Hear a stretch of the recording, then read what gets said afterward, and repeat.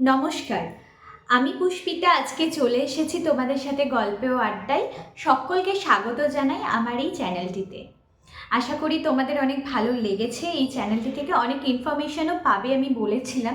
সেই কথা রাখতেই কিন্তু আজকে কিছু ইনফরমেশন প্লাস হচ্ছে কিছু তথ্য, যেগুলো একজন কিডনি পেশেন্ট যারা ট্রান্সপ্ল্যান্ট করানোর কথা ভাবছে তাদের খুব কাজে আসতে পারে। তো সেই পয়েন্টগুলোই আজকে আমি কভার আপ করার চেষ্টা করব।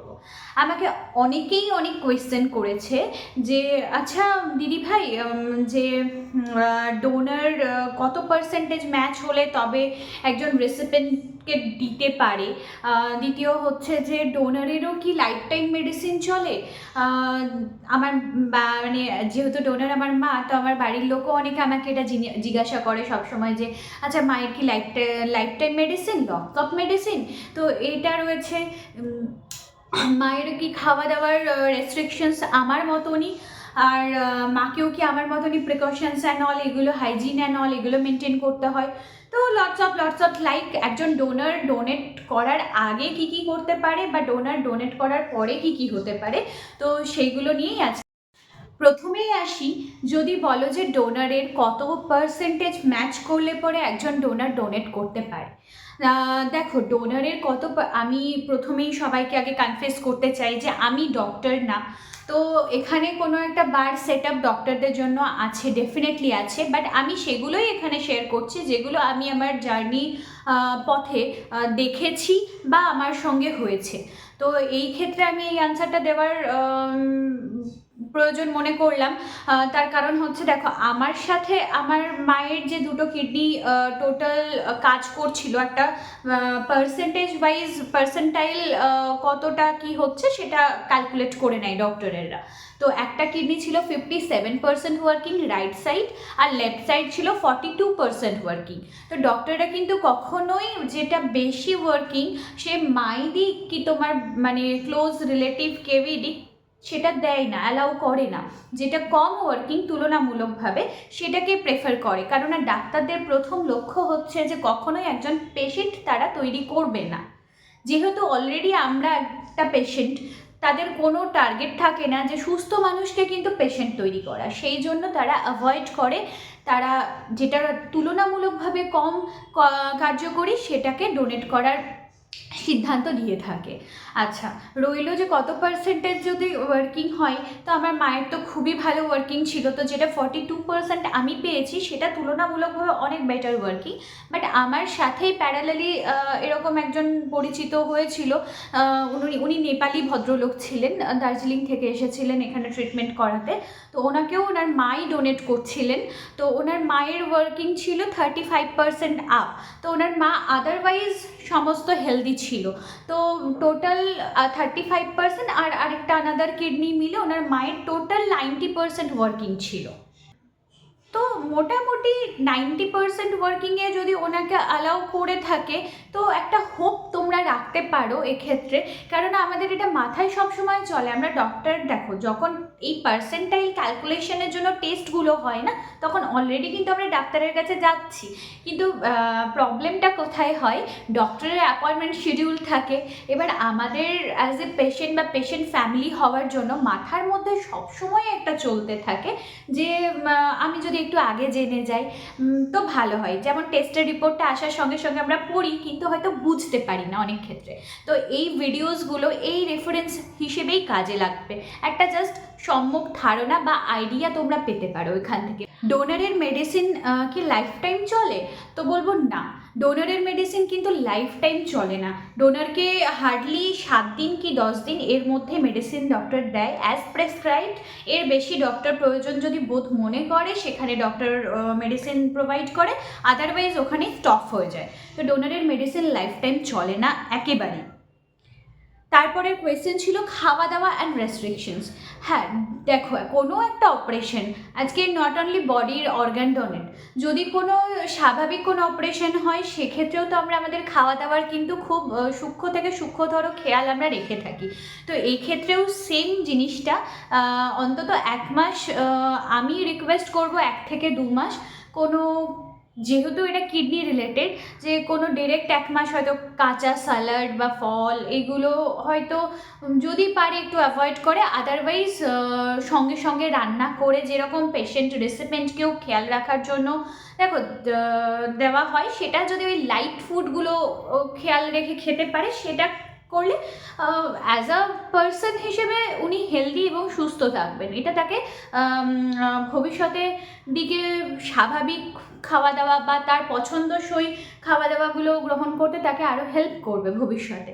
তো এই জন্য পারলে সম্ভব হলে ঘরোয়া লাইট ফুড খাবারই যেন 1 থেকে 2 মাস যেন একটু খাওয়া দাওয়া করে, যাতে আদার্স কোনো যেন কনস্টিপেশন বা লুজ মোশন এইগুলোর জন্য এফেক্টেড না হয়। কারণ না যতই হোক বডিতে একটা কাটা ছেঁড়া যখন যায় তখন তার একটা ধকল থাকে। তো বাইরে থেকে ইনপুট দিয়ে এক্সট্রা রিচ খাবার বা ফ্যাটি বা কি বলবো বেকার যে বাজের খাবারগুলো বাইরে পাওয়া যায়, সেই খাবারগুলো খেয়ে শরীরকে ব্যতিব্যস্ত না করাই বেটার। বাকি নর্মাল খাওয়া দাওয়া, একদম নর্মাল লাইফস্টাইল, তার কোনো প্রবলেম হয় না। যদি হাইজিন প্যারামিটার নিয়ে কথা বলি, সেক্ষেত্রে বলবো যে বেসিক হাইজিন বেস মেনটেন করলেই হবে, আর স্পেশাল এক্সট্রা কোনো কিছু করার কোনো দরকার নেই। তবে হ্যাঁ, যে আদার্স ফ্যামিলি মেম্বার যারা যদি ওই সেম টয়লেট ইউজ করো, একটু খেয়াল রেখো যেন কোনোভাবে নোংরা অবস্থায় ছেড়ে না আসো, কারণ না উনিও কিছুদিনের জন্য সেন্সিটিভ পয়েন্টেই থাকে। 1 থেকে 2 মাস ওই ব্যাপারটা একটু খেয়াল রাখা, কারণ না ওই একই ঘুরে ফিরে যে শরীরে যখনই শুধু নট অনলি অর্গান ডোনেট, যদি কোনো সূক্ষ্ম থেকে সূক্ষ্মতর অপারেশন হয়, তো সেখানে বেসিক হাইজিন মেনটেন করাটা একটা সাধারণ ব্যাপার। তো কোনো এক্সট্রা প্রিকশন রেসিপেন্টের মতো নিতে লাগে না। এক্ষেত্রেও কিছু মিথ আছে আমাদের এখানে, আমি ট্রান্সপ্ল্যান্ট করানোর সময় এগুলো শুনেছি, সেই জন্য আজকে শেয়ার করলাম। যে আচ্ছা, যদি পুরুষ হয়, পুরুষ ডোনেট করে একজন, তবে বেটার কিডনি পাবে। যদি একজন মহিলা বা একজন বয়স্ক কেউ ডোনেট করে, তাহলে তার কিডনিটা তুলনামূলক ইয়াংয়ের সাপেক্ষে কম কাজ করবে। আচ্ছা, আরও মিথ হচ্ছে যে এরকম অনেক প্রচলিত অনেক অনেক মিথ আছে, যেটা হয়তো তোমরা যদি কেউ ট্রান্সপ্ল্যান্ট পেশেন্ট দেখে থাকো এই ভিডিওটা, তারা সেই যে জার্নিতে যাবে তারা শুনতে পাবে, আতঙ্কিত হবে। তো কোনো আতঙ্কিত হবে না। প্রথমতই একটা কথা বলবো বারবার, যে ডাক্তারকে জিজ্ঞাসা করো, ডাক্তারের কথা শোনো। আর তাও যদি মনে হয় যে এরকম কিছু নেগেটিভিটি কেউ স্প্রেড করছে, প্লিজ কান দিও না।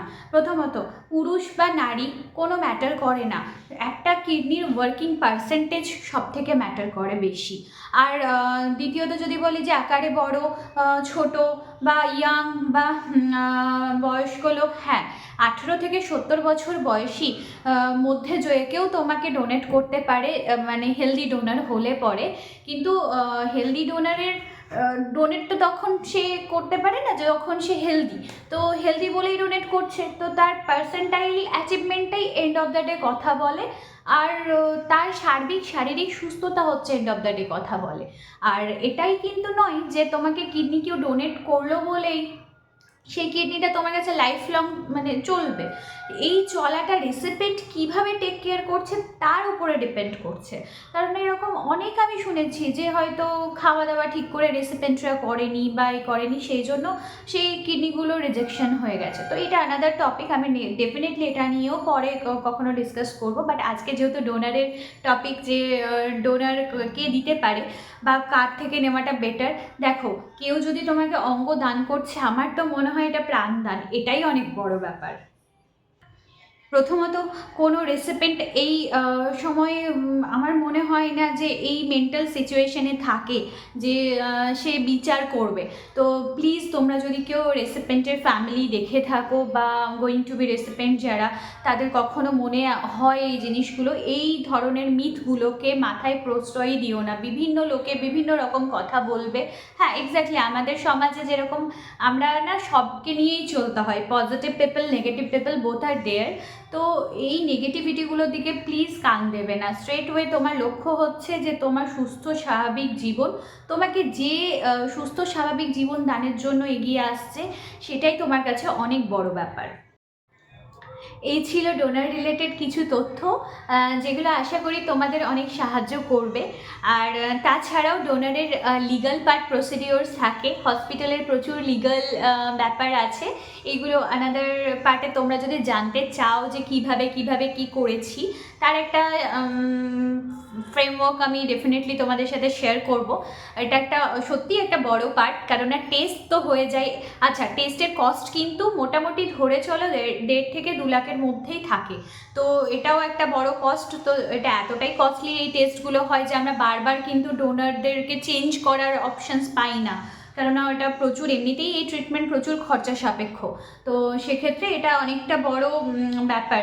তো মেন্টালি ভালোভাবে ডিসিশন নিয়ে যে ডোনেট করবে তার সাথে কথা বলে তবেই এগিয়েও। কারণ এরকম বহুত কেসেসে আমার তো ফ্যামিলি মেম্বার মা বলে আমি এই জিনিসটা টের পাইনি, অনেকের দেখেছি যে হয়তো সে ভয় পেয়ে যায়, প্রচুর ভয় দেখানো হয় বাইরে থেকে, বাট অ্যাকচুয়ালি কিন্তু তা নয়। আমার মা খুব ভালো আছে, সুস্থ আছে এবং স্বাভাবিক জীবনযাপন করছে। 1 মাস সে একটু রেস্ট নিয়েছিল, জাস্ট বিকজ অফ 5 মান্থস আগেই তার ইউটেরাস অপারেশন হয়, সেখানে তার ইউটেরাস কেটে বাদ দেওয়া হয়। তো ব্যাক টু ব্যাক দুটো অপারেশন হওয়ার জন্য আমি প্রেফার করেছিলাম যে 1 মাস ফুল রেস্ট নিই উনি। আদারওয়াইজ উনি ঘরের কাজ প্লাস আমাকে দেখা, বাজার করা সমস্তটাই কিন্তু উনি একা হাতে পুরোটা সামলেছে। তো আমি এটাই মেসেজ দেব যে যারা ডোনারের নিয়েও ভাবছো, যে আমার মতন হয়তো অনেকেরই আছে যাদের বাবা বা মা বা ভাই বা দিদি কেউই হয়তো দেবে বলেছে, বা হাজব্যান্ড, কেউ হতে পারে, ফ্যামিলি মেম্বার বা আদার দ্যান ফ্যামিলি মেম্বার। যখন একজন বাইরের কেউ ডোনেট করে না, সেও কিন্তু আমাদের অজান্তেই ফ্যামিলি মেম্বার হয়ে যায়। জীবনদান তো সেই দিতে পারে না যার সাথে কখনো কোনো না কোনো কানেকশন থাকে। তো বাইরের এখানে কেউই হয় না, সে কি বলবো, যে তার সাথে অন্তরের সম্পর্ক হয়তো উপরওয়ালাই তৈরি করে দেয়। তো এটাই আমি বলবো যে ডোনারের কোনো টেনশন নেওয়ার কিছু দরকার নেই, সে সুস্থ। আচ্ছা, ফিউচার রিস্ক যদি বলে থাকি, আমি বলবো যে দেখো, একটা বয়স পর আমরা প্রত্যেকেই কিন্তু বাইরের খাবার দাবার কন্ট্রোল করে ফেলি। তো আমাদের মতন রেসিপেন্টকে যেভাবে স্ট্রিক্ট লাইফস্টাইল লিড করতে হয়, ডোনারকে একদমই করতে হয় না। কিন্তু নিজের ফিউচারে সুস্থ থাকার জন্য শুধু kidney, not only kidney, others heart বা অন্য cholesterol, high cholesterol, sugar, pressure, এগুলো যেন কোনোদিন না ধরে, সেই জন্য একটা সার্বিক যেটুখানি খেয়াল রাখার দরকার সেটুখানি খেয়াল রেখে নিজের সুস্থতাকে ভবিষ্যতে এগিয়ে নিয়ে যাওয়া। কারণ একটা ডোনারের কিন্তু এগুলো কোনো কিছুই থাকে না, তবেই কিন্তু সে ডোনেট করে। তো ফিউচারেও যেন তার এগুলো না ধরে, প্রেশার কন্ট্রোল করে রাখা, এগুলো বেসিক তার ফিউচারে তার সুস্থতার জন্য আমি এটা রিকোয়েস্ট করব যে এগুলো একটু মেনটেন করে রাখা। বাকি আদারওয়াইজ এই ছিল আজকের ইনফরমেশন। ভালো লাগলে জানিও কমেন্টের মাধ্যমে, আর আমাকে সাপোর্ট করো, লাইক একটা করো, চ্যানেলে খুব ভালো লাগে যখন লাইকগুলো দেখি, মনটা খুব খুশি হয়ে যায়।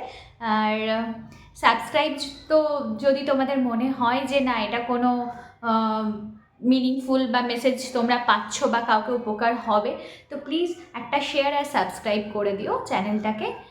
ধন্যবাদ আজকের জন্য, টাটা। সকলে খুব ভালো থাকো, সুস্থ থাকো, সকলে সুস্থ কামনা করে আজকের জন্য বিদায় নিলাম।